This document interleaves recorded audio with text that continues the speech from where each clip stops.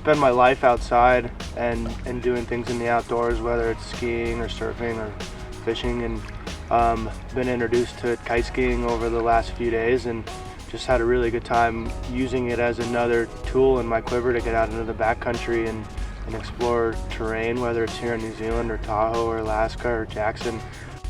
So I think one of the things that I've been impressed with and really enjoyed over the last few days of learning to snowkite is how easy it is and how quick the learning curve has been for me. I have no experience whatsoever with kiting, and to be able to have a couple kites in your backpack, get up to a mountain, roll your kites out, literally just throw the kite on the ground, unroll it, launch it, no pumping, no line twists, no walking your lines out.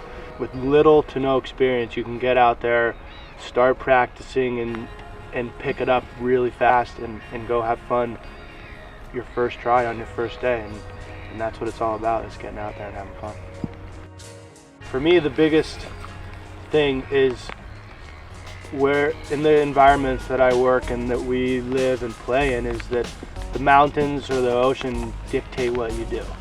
And so at the end of the day, when you show up and you want to go skiing or ski touring or whatever, if there's wind, you kite and you go and you make the most of the conditions. And I think that's the beauty of the kite, is that it allows you to make the most of what's available to you at the time.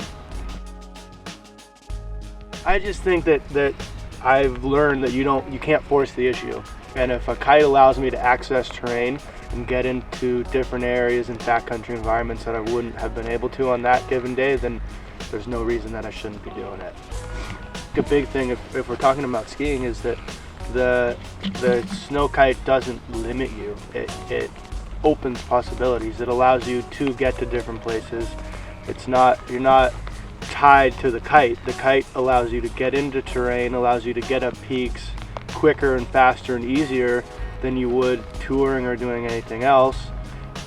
And it allows you to ski more, which is what I want to do.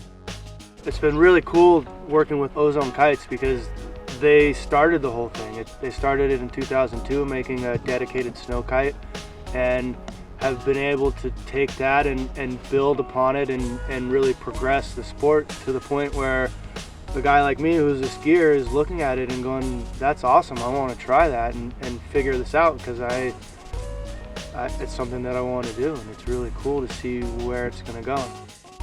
For me, I go in from a skier's perspective. Like, I don't go into the perspective of how am I going to kite this? And so going in and seeing how little wind I could kite with and how quickly I could get up slopes, I see the possibilities for that being endless. Where if there is very little wind, I can still get up stuff faster than if I was skinning, or I can cover greater distances and ski more with very little wind. So I take that and I'm like, well, where can I go with this? What can I do? And I've heard of a lot of guys like Johan getting after it and doing things that I don't personally know how to do yet. I hope to figure out at some point, but seeing it going in that direction, I can really apply it and adapt it to a lot of different scenarios, and it doesn't limit me. It allows me to go to new places and see new places and explore new areas that I